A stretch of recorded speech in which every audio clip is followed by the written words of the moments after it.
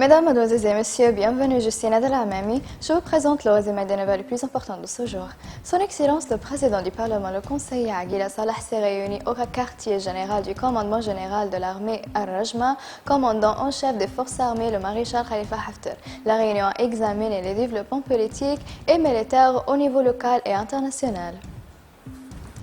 Son Excellence, le Président du Parlement, le conseiller Aguila Saleh, a rencontré un certain nombre d'hommes politiques, professeurs de droit, activistes de la société civile, professionnels des médias et de personnes intéressées par les affaires publiques, en présence de Son Excellence le second député Ahmed Houma et du député Abdelhadi Sraïr et Saïd Lemraïb. Au cours de la réunion, le Président a évoqué les complots auxquels le pays est confronté. Il a commencé par exploiter le désir du peuple libyen de changer l'ancien régime, puis les frères musulmans ont pris le pouvoir, contrôle les frontières de l'État avec le soutien de partis internationaux que contre la démocratie par la force des armes. La réunion a traité d'un certain nombre d'axes, dont le premier est la crise politique actuelle, suivie de la crise du projet de constitution, de la crise de la communication entre le Parlement et l'opinion publique, où le président du Parlement a écouté les points de vue du public sur ces trois axes.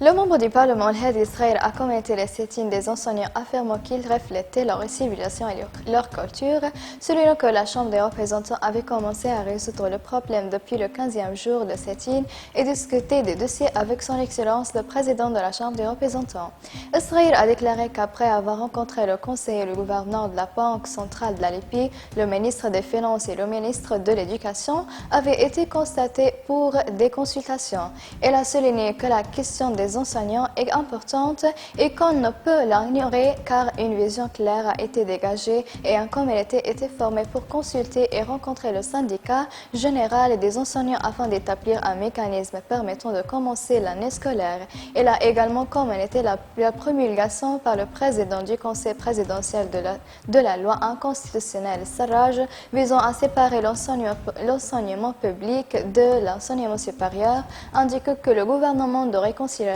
était légale et n'a pas gagné la confiance de la Chambre des représentants. Elle a souligné que le gouvernement intérimaire n'avait pas pour prérogative de séparer l'enseignement public de l'enseignement supérieur car une proposition devait être soumise à la Chambre des représentants pour qu'elle décide de l'approuver ou non, ajoutant que la décision de Sarraj ne s'appliquerait pas au domaine relevant du contrôle du gouvernement intérimaire.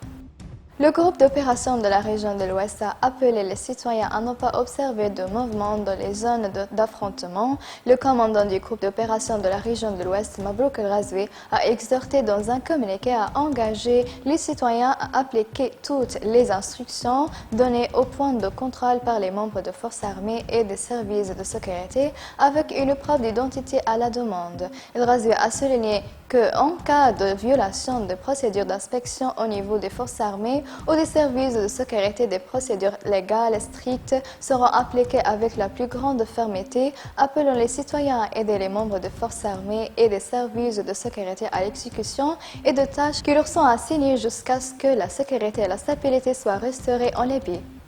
Mesdames et messieurs, merci pour votre attention et au revoir.